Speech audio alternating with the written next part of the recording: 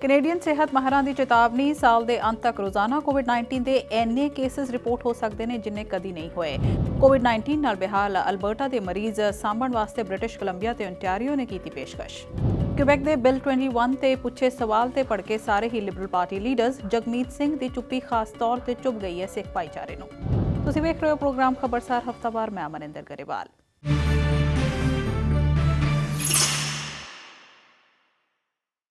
Canada ਵਿੱਚ ਹੌਲੀ-ਹੌਲੀ ਹਰ ਸੂਬੇ ਵਿੱਚ ਹੈਲਥ ਕੇਅਰ ਵਰਕਰਾਂ ਲਈ ਕੋਵਿਡ-19 ਤੋਂ ਬਚਾਅ ਵਾਸਤੇ ਵੈਕਸੀਨ ਲੈਣਾ ਲਾਜ਼ਮੀ ਹੁੰਦਾ ਜਾ ਰਿਹਾ ਹੈ। ਖਾਣ-ਪੀਣ, ਘੁੰਮਣ-ਫਿਰਨ, ਮਨੋਰੰਜਨ ਆਦਿ ਸੇਵਾਵਾਂ ਲੈਣ ਲਈ ਵੀ ਪ੍ਰੂਫ ਆਫ ਵੈਕਸੀਨੇਸ਼ਨ ਲਾਜ਼ਮੀ ਹੋ ਗਿਆ ਹੈ।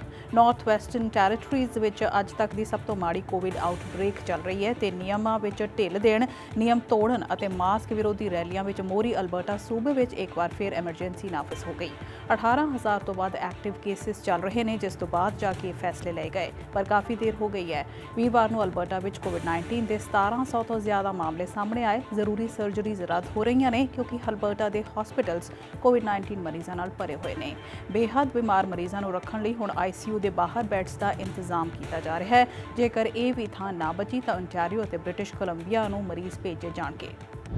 ਪਿਛਲੇ ਦਿਨੀ ਅੰਗਰੇਜ਼ੀ ਭਾਸ਼ਾ ਵਿੱਚ ਕਰਵਾਈ ਗਈ ਪਾਰਟੀ ਲੀਡਰਸ ਡਿਬੇਟ ਵਿੱਚ ਕਿਊਬੈਕ ਦੇ ਬਿੱਲ 21 ਉੱਪਰ ਪੁੱਛੇ ਗਏ ਸਵਾਲ ਦੀ ਭਾਸ਼ਾ ਤੇ ਕਿਊਬੈਕ ਸਰਕਾਰ ਵੱਲੋਂ ਕੀਤੇ ਗਏ ਇਤਰਾਜ਼ ਤੇ ਤਿੰਨੇ ਵੱਡੀਆਂ ਪਾਰਟੀਆਂ ਨੇ ਵੀ ਮਾਫੀ ਮੰਗਣ ਨੂੰ ਕਿਹਾ ਹੈ। ਸਵਾਲ ਵਿੱਚ ਕਿਹਾ ਗਿਆ ਕਿ ਕਿਊਬੈਕ ਦਾ ਬਿੱਲ 21 ਭੇਦਭਾਵ ਕਰਨ ਵਾਲਾ ਹੈ ਤੇ ਇਸ ਨੂੰ ਲਿਆਂਦਾ ਹੀ ਕਿਉਂ ਗਿਆ। ਹੁਣ ਜਸਟਿਨ ਟਰੂਡੋ, ਐਰਨ ਅਟੂਲ ਅਤੇ ਜਗਮੀਤ ਸਿੰਘ ਵੱਲੋਂ ਇਹ ਸਵਾਲ ਪੁੱਛੇ ਜਾਣ ਤੇ ਮਾਫੀ ਮੰਗਣ ਦੀ ਮੰਗ ਕੀਤੀ ਜਾ ਰਹੀ ਹੈ। ਕਿਊਬੈਕ ਦੀ ਸਰਕਾਰ ਸਮੇਤ ਸਾਰੀਆਂ ਧਿਰਾਂ ਨਾਰਾਜ਼ ਹੋ ਗਈਆਂ। ਕਿਊਬੈਕ ਦਾ ਇਹ ਬਿੱਲ 21, ਜਿਸ ਨੂੰ ਸੈਕੂਲਰਿਜ਼ਮ ਲਾਅ ਵੀ ਕਿਹਾ ਜਾਂਦਾ ਹੈ, ਮੁਸਲਮਾਨਾਂ, ਸਿੱਖਾਂ ਅਤੇ ਯਹੂਦੀਆਂ ਵੱਲੋਂ ਪਾਏ ਜਾਂਦੇ ਧਾਰਮਿਕ ਚਿੰਨ੍ਹਾਂ ਅਤੇ ਪਹਿਰਾਵੇ ਜਿਵੇਂ ਕਿ ਬੁਰਕਾ, ਹਿਜਾਬ, ਪੱਗ ਅਤੇ ਯਹੂਦੀ ਟੋਪੀ ਕਿੱਪਾ ਪਹਿਨਣ ਵਾਲਿਆਂ ਨੂੰ ਕਿਊਬੈਕ ਵਿੱਚ ਸਰਕਾਰੀ ਨੌਕਰੀ ਕਰਨ ਤੋਂ ਵਰਜਦਾ ਹੈ। Liberal party leader Justin Trudeau ਅਤੇ ਕੰਜ਼ਰਵੇਟਿਵ ਲੀਡਰ ਐਰਨ ਅਟੂਲ ਦਾ ਕਹਿਣਾ ਹੈ ਕਿ ਇਹ ਸਵਾਲ ਸਹੀ ਨਹੀਂ ਸੀ। ਉਹਨਾਂ ਨੂੰ ਇਹ ਕਹਿਣਾ ਪੈ ਵੀ ਰਿਹਾ ਹੈ ਕਿਉਂਕਿ ਕਿਊਬੈਕ ਵਿੱਚ 70 ਸੀਟਾਂ ਨੇ ਜੋ ਉਹਨਾਂ ਨੂੰ ਚਾਹੀਦੀਆਂ ਨੇ, ਪਰ NDP ਲੀਡਰ ਜਗਮੀਤ ਸਿੰਘ ਵੀ ਵੋਟਾਂ ਤੇ ਹੀ ਡੁੱਲ ਗਏ ਨੇ ਤੇ ਸਿੱਖਾਂ ਨੂੰ ਇਸ ਦਾ ਡਾਢਾ ਦੁੱਖ ਹੈ ਕਿਉਂਕਿ ਉਹ ਵੀ ਇਸ ਬਾਰੇ ਕੁਝ ਬੋਲੇ ਨਹੀਂ, ਜਦਕਿ ਪੱਗ ਬੰਨਣ ਵਾਲੇ ਵੀ ਕਿਊਬੈਕ ਵਿੱਚ ਸਰਕਾਰੀ ਨੌਕਰੀ ਨਹੀਂ ਕਰ ਸਕਦੇ। ਸਿੱਖ ਭਾਈਚਾਰੇ ਨੂੰ ਕੈਨੇਡਾ ਵਿੱਚ ਜਗਮੀਤ ਸਿੰਘ ਤੇ ਬੜਾ ਮਾਣ ਹੈ। ਉਹ ਇਹ ਸੁਪਨਾ ਵੀ ਵੇਖਦੇ ਨੇ ਕਿ ਕੋਈ ਦਸਤਾਰਧਾਰੀ ਕਦੇ ਉਹਨਾਂ ਦਾ ਪ੍ਰਾਈਮ ਮਿਨਿਸਟਰ ਵੀ ਬਣੇ। ਉਹਨਾਂ ਨੂੰ ਜਗਮੀਤ ਸਿੰਘ ਦੀ ਚੁੱਪੀ ਤੇ ਖਾਸ ਤੌਰ ਤੇ ਦੁੱਖ ਹੋਇਆ ਹੈ। ਇਲੈਕਸ਼ਨਸ ਕੈਨੇਡਾ ਨੇ ਚੇਤਾਵਨੀ ਦਿੱਤੀ ਹੈ ਕਿ ਇਸ ਵਾਰ ਚੋਣ ਦੇ ਦਿਨ 20 ਸਤੰਬਰ ਨੂੰ ਪਿਛਲੇ ਸਾਲ ਦੇ ਮੁਕਾਬਲੇ ਘੱਟ ਇਲੈਕਸ਼ਨ ਵਰਕਰਸ ਹੋਣਗੇ ਤੇ ਕੋਵਿਡ-19 ਦੇ ਹਾਲਾਤ ਦੇ ਚੱਲਦਿਆਂ ਅਜਿਹਾ ਹੋਏਗਾ। ਵੋਟਰਸ ਨੂੰ ਆਪਸ ਵਿੱਚ 2 ਮੀਟਰ ਦੀ ਦੂਰੀ ਤੇ ਰੱਖਣਾ ਸਭ ਤੋਂ ਵੱਡੀ ਚੁਣੌਤੀ ਹੋਏਗੀ ਤੇ ਕਈ ਥਾਵਾਂ ਤੇ ਮੌਸਮ ਖਰਾਬ ਹੋਣ ਦੇ ਚੈਲੰਜ ਦਾ ਸਾਹਮਣਾ ਵੀ ਕਰਨਾ ਪਏਗਾ। ਦੇਸ਼ ਦੇ 58 ਲੱਖ ਲੋਕਾਂ ਨੇ ਐਡਵਾਂਸ ਪੋਲ ਵਿੱਚ ਹਿੱਸਾ ਲਿਆ ਹੈ, ਜਿਸ ਕਰਕੇ ਰਾਹਤ ਦਾ ਸਾਹ ਵੀ ਲਿਆ ਜਾ ਰਿਹਾ ਹੈ। 10 ਲੱਖ ਤੋਂ ਵੱਧ ਵੋਟਰਸ ਨੇ ਡਾਕ ਰਾਹੀਂ ਵੋਟ ਪਾਈ ਹੈ, ਜਿਸ ਕਰਕੇ ਸਾਰੇ ਨਤੀਜੇ ਦੇਰੀ ਨਾਲ ਵੀ ਆਉਣ ਦੀ ਸੰਭਾਵਨਾ ਹੈ। ਬੀਤੇ ਦਿਨੀ ਹੋਈ ਐਡਵਾਂਸਡ ਪੋਲਿੰਗ ਦੌਰਾਨ ਕੈਨੇਡਾ ਭਰ ਵਿੱਚ ਰਿਕਾਰਡ ਗਿਣਤੀ ਵਿੱਚ ਦੇਸ਼ ਵਾਸੀਆਂ ਨੇ ਵੋਟ ਦੇ ਅਧਿਕਾਰ ਦਾ ਇਸਤੇਮਾਲ ਕੀਤਾ। ਪਿਛਲੀਆਂ ਫੈਡਰਲ ਚੋਣਾਂ ਦੇ ਮੁਕਾਬਲੇ ਇਸ ਵਾਰ 18% ਜ਼ਿਆਦਾ ਲੋਕਾਂ ਨੇ ਐਡਵਾਂਸਡ ਪੋਲਿੰਗ ਵਿੱਚ ਹਿੱਸਾ ਲਿਆ ਤੇ 49 ਲੱਖ ਤੋਂ ਵੱਧ ਲੋਕਾਂ ਨੇ ਵੋਟ ਪਾ ਦਿੱਤੀ ਹੈ। 14 ਸਤੰਬਰ ਦੀ ਸ਼ਾਮ ਤੱਕ ਦੇਸ਼ ਭਰ ਵਿੱਚ 10 ਲੱਖ ਤੋਂ ਕੁਝ ਵੱਧ ਵੋਟਰਸ ਨੇ ਡਾਕ ਰਾਹੀਂ ਵੋਟ ਪਾਉਣ ਵਾਸਤੇ ਬੈਲਟ ਮੰਗੇ ਦੱਸੇ ਗਏ ਨੇ। 2019 ਦੀਆਂ ਫੈਡਰਲ ਚੋਣਾਂ ਵਿੱਚ 50,000 ਦੇ ਕਰੀਬ ਡਾਕ ਰਾਹੀਂ ਬੈਲਟਸ ਭੇਜੇ ਗਏ ਸਨ ਤੇ ਇਸ ਬਾਰੇ ਗਿਣਤੀ 10 ਲੱਖ ਤੋਂ ਉੱਪਰ ਹੋਏਗੀ, ਅਜਿਹਾ ਕਿਹਾ ਗਿਆ ਹੈ। ਇਸ ਵਾਰ ਚੋਣ ਪ੍ਰਚਾਰ ਦੌਰਾਨ ਸਿਰਫ Liberal party leader Justin Trudeau ਤੇ ਹੋਏ ਜ਼ਬਾਨੀ ਹਮਲਿਆਂ, ਗਾਲਾਂ ਤੇ ਪਥਰਾਵ ਨੇ ਹੀ ਹੈਰਾਨ ਨਹੀਂ ਕੀਤਾ, ਸਗੋਂ ਇੱਕ ਹੋਰ ਰੁਝਾਨ ਵੀ ਪਹਿਲਾਂ ਨਾਲੋਂ ਜ਼ਿਆਦਾ ਵੇਖਿਆ ਜਾ ਰਿਹਾ ਹੈ। ਉਹ ਹੈ ਉਮੀਦਵਾਰਾਂ ਤੇ ਨਸਲੀ ਟਿੱਪਣੀਆਂ ਤੇ ਉਮੀਦਵਾਰਾਂ ਵੱਲੋਂ ਨਸਲੀ ਟਿੱਪਣੀਆਂ।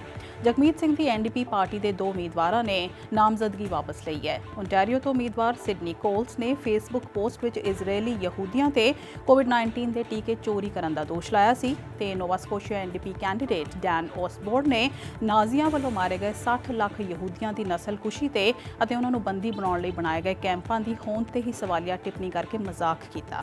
ਨੋਵਾ ਸਕੋਸ਼ੀਆ ਤੋਂ ਕੰਜ਼ਰਵੇਟਿਵ ਉਮੀਦਵਾਰ ਸਟੀਵਨ ਕੋਟਰ ਨੇ ਵੀ ਲੰਘੇ ਦਿਨੀ ਮਾਫੀ ਮੰਗੀ। ਚੋਣਾਂ ਨੇੜੇ ਆ ਕੇ ਹੁਣ ਉਸ ਨੂੰ ਇਸ ਗੱਲ ਦਾ ਦੁੱਖ ਹੈ ਕਿ ਉਸਨੇ ਫੇਸਬੁੱਕ ਤੇ ਮੁਸਲਮਾਨਾਂ ਅਤੇ ਇਮੀਗ੍ਰੈਂਟ ਸੰਬੰਧੀ ਨਫ਼ਰਤੀ ਟਿੱਪਣੀਆਂ ਕੀਤੀਆਂ।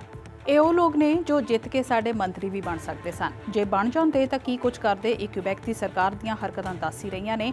ਲੋਕਾਂ ਦੀ ਨੁਮਾਇੰਦਗੀ ਸੰਸਦ ਵਿੱਚ ਕਰਨ ਵਾਲੇ ਵਿਅਕਤੀ ਤੋਂ ਸੂਝਵਾਨ ਤੇ ਸੱਭਿਅਕ ਹੋਣ ਦੀ ਆਸ ਰੱਖੀ ਜਾਂਦੀ ਹੈ। ਦੁੱਖ ਦੀ ਗੱਲ ਹੈ ਕਿ ਕੈਨੇਡਾ ਵਿੱਚ ਚੁਣੇ ਜਾਂਦੇ ਪਾਰਲੀਮੈਂਟੇਰੀਅਨਸ ਲਈ ਇੱਕ ਕੋਰਸ ਤੱਕ ਲਾਜ਼ਮੀ ਕਰਨਾ ਪੈ ਗਿਆ ਹੈ। ਇਸ ਕੋਰਸ ਵਿੱਚ ਉਹਨਾਂ ਨੂੰ ਦੱਸਿਆ ਜਾਏਗਾ ਕਿ ਸੈਕਸ਼ੂਅਲ ਹਰਾਸਮੈਂਟ ਦੀ ਪਰਿਭਾਸ਼ਾ ਵਿੱਚ ਕੀ ਆਉਂਦਾ ਹੈ ਤੇ ਆਪੋ ਆਪਣੇ ਦਫ਼ਤਰ ਵਿੱਚ ਉਹਨਾਂ ਸੈਕਸ਼ੂਅਲ ਹਰਾਸਮੈਂਟ ਕਿਵੇਂ ਰੋਕਣੀ ਹੈ। ਅਫਗਾਨਿਸਤਾਨ ਵਿੱਚ ਨਵੀਂ ਬਣੀ ਤਾਲਿਬਾਨ ਸਰਕਾਰ ਵਿੱਚ ਫੁੱਟ ਪੈਣ ਦਾ ਖਦਸ਼ਾ ਦੱਸਿਆ ਜਾ ਰਿਹਾ ਹੈ। ਸੂਤਰਾਂ ਦਾ ਕਹਿਣਾ ਹੈ ਕਿ ਸਰਕਾਰ ਦੇ ਸਹਿ ਮੋਢੀ ਅਤੇ deputy prime minister Abdul Ghani Baradar ਅਤੇ ਕੈਬਨਿਟ ਦੇ ਰੈਫਿਊਜੀ ਮਾਮਲਿਆਂ ਦੇ ਮੰਤਰੀ ਖਲੀਲੁਰ ਰਹਿਮਾਨ ਹੱਕਾਨੀ ਦਰਮਿਆਨ ਰੇੜਕਾ ਪੈ ਗਿਆ ਹੈ। ਬਗੈਰ ਕਿਸੇ ਔਰਤ ਨੂੰ ਸ਼ਾਮਲ ਕੀਤਿਆਂ ਬਣਾਈ ਇਸ ਸਰਕਾਰ ਨੇ ਕਿਹਾ ਸੀ ਕਿ ਉਹ ਦੇਸ਼ ਨੂੰ 20 ਸਾਲ ਪਿੱਛੇ ਨਹੀਂ ਧਕੇਲਣਗੇ। ਸੋ ਔਰਤਾਂ ਨੂੰ ਪੜ੍ਹਾਈ ਜਾਰੀ ਰੱਖਣ ਦੀ ਖੁੱਲ੍ਹਦਿਲੀ ਵਿਖਾਉਣ ਵਾਲੀ ਇਸ ਤਾਲਿਬਾਨ ਸਰਕਾਰ ਨੇ ਔਰਤਾਂ ਦਾ ਬੰਦੋਬਸਤ ਕਰ ਦਿੱਤਾ। ਪੜ੍ਹ ਸਕਦੀਆਂ ਨੇ, ਪਰ ਯੂਨੀਵਰਸਿਟੀਆਂ ਵਿੱਚ ਲੜਕੀਆਂ ਨੂੰ ਸਿਰਫ ਫੀਮੇਲ ਟੀਚਰਸ ਹੀ ਪੜ੍ਹਾਉਣਗੀਆਂ। ਜੇ ਸੰਭਵ ਨਾ ਹੋਵੇ ਤਾਂ ਲੜਕੀਆਂ ਵੱਲੋਂ ਵੱਖ ਕਮਰੇ ਵਿੱਚ ਬੈਠ ਕੇ ਨਾਲ ਦੇ ਕਮਰੇ ਵਿੱਚ ਪੜ੍ਹਾ ਰਹੇ ਮੇਲ ਟੀਚਰ ਦਾ ਲੈਕਚਰ ਕਲੋਜ਼ ਸਰਕਟ ਟੀਵੀ ਰਾਹੀਂ ਵੇਖਿਆ ਜਾਏਗਾ। ਜੇਕਰ ਅਜਿਹਾ ਨਾ ਹੋਇਆ ਤਾਂ ਪੜ੍ਹਾਈ ਨਹੀਂ ਹੋਏਗੀ। ਤਾਲਿਬਾਨ ਸਰਕਾਰ ਨੇ ਇੱਕ ਐਲਾਨ ਹੋਰ ਵੀ ਕੀਤਾ ਹੈ ਕਿ ਗੁਆਂਢੀ ਅਤੇ ਹੋਰਨਾਂ ਦੇਸ਼ਾਂ ਨਾਲ ਦੋਸਤਾਨਾ ਰਿਸ਼ਤੇ ਬਣਾਉਣਗੇ। ਆਖਰ ਹਰ ਮੁਲਕ ਨੂੰ ਕੈਨੇਡਾ ਅਤੇ ਅਮਰੀਕਾ ਵਾਂਗ ਤਾਲਿਬਾਨ ਸਰਕਾਰ ਨੂੰ ਮਾਨਤਾ ਦੇਣ ਵਿੱਚ ਇਤਰਾਜ਼ ਨਹੀਂ ਤੇ ਤਾਲਿਬਾਨ ਨੂੰ ਇਸ ਦੀ ਲੋੜ ਵੀ ਨਹੀਂ। US Afghan evacuation mission fail ਹੋਣ ਤੇ ਕਾਂਗਰਸ ਬਾਈਡਨ ਸਰਕਾਰ ਦੇ ਅਧਿਕਾਰੀਆਂ ਤੋਂ ਸਵਾਲ ਪੁੱਛ ਰਹੀ ਹੈ। ਵਿਸ਼ਲੇਸ਼ਣ ਹੋ ਰਿਹਾ ਹੈ ਤੇ ਉਧਰ ਤਾਲਿਬਾਨ ਸਰਕਾਰ ਨੇ ਇਵੈਕੂਏਸ਼ਨ ਦੌਰਾਨ ਤਬਾਹ ਹੋਏ ਕਾਬੁਲ ਹਵਾਈ ਅੱਡੇ ਦੀ 90% ਮੁਰੰਮਤ ਦਾ ਕੰਮ ਪੂਰਾ ਕਰ ਲਿਆ। ਮੁਰੰਮਤ ਦਾ ਜ਼ਿੰਮਾ ਦੋਸਤ ਦੇਸ਼ ਕਤਰ ਨੇ ਲਿਆ ਹੋਇਆ ਹੈ ਤੇ ਕੰਮ ਪੂਰਾ ਹੋਣ ਤੱਕ ਪਾਕਿਸਤਾਨ ਦਾ 에ਅਰ ਬੇਸ ਵਰਤਣ ਦੀ ਆਗਿਆ ਵੀ ਤਾਲਿਬਾਨ ਨੇ ਪਾਕਿਸਤਾਨ ਤੋਂ ਮੰਗ ਲਈ ਹੈ।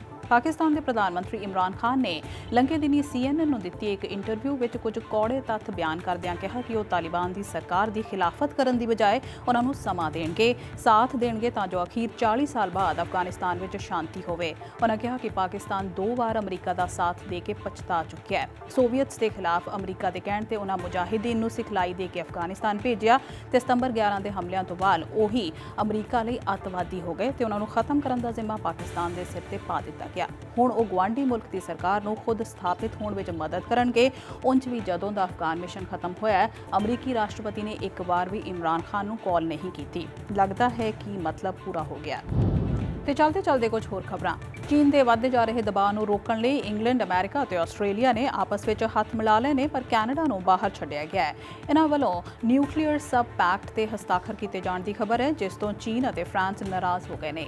ਇਸ ਨਵੇਂ ਗਠਬੰਧਨ ਨੂੰ ਔਕਸ ਦਾ ਨਾਂ ਦਿੱਤਾ ਗਿਆ ਹੈ। ਹੁਣ ਇਹ ਤਿੰਨੇ ਦੇਸ਼ ਆਪਸ ਵਿੱਚ ਇੰਟੈਲੀਜੈਂਸ ਸਾਂਝੀ ਕਰਿਆ ਕਰਨਗੇ। ਫਰਾਂਸ ਦੇ health minister doctor Olivier vera ਵੱਲੋਂ ਜਾਰੀ ਸੂਚਨਾ ਵਿੱਚ ਦੱਸਿਆ ਗਿਆ ਹੈ ਕਿ ਦੇਸ਼ ਭਰ ਵਿੱਚ 3000 ਦੇ ਕਰੀਬ ਹੈਲਥ ਕੇਅਰ ਵਰਕਰਸ ਨੂੰ ਵੈਕਸੀਨ ਨਾ ਲਵਾਉਣ ਕਰਕੇ ਨੌਕਰੀ ਤੋਂ ਕੱਢ ਦਿੱਤਾ ਗਿਆ ਹੈ। ਇਸ ਤੋਂ ਭੜਕੇ ਕਰਮਚਾਰੀਆਂ ਅਤੇ ਉਹਨਾਂ ਦੇ ਸਮਰਥਕਾਂ ਨੇ ਹਜ਼ਾਰਾਂ ਦੀ ਗਿਣਤੀ ਵਿੱਚ ਲੰਘੇ ਕੱਲ੍ਹ ਜਗ੍ਹਾ ਮੁਜ਼ਾਹਰੇ ਵੀ ਕੀਤੇ ਸਨ। ਕਿਊਬਾ ਨੇ ਵੀਰਵਾਰ ਤੋਂ ਵੱਡੇ ਪੱਧਰ ਤੇ ਆਰੰਭੀ ਵੈਕਸੀਨ ਮੁਹਿੰਮ ਤਹਿਤ 2 ਤੋਂ 10 ਸਾਲ ਦੀ ਉਮਰ ਦੇ ਬੱਚਿਆਂ ਨੂੰ ਕੋਵਿਡ-19 ਵੈਕਸੀਨ ਦੇਣਾ ਸ਼ੁਰੂ ਕਰ ਦਿੱਤਾ।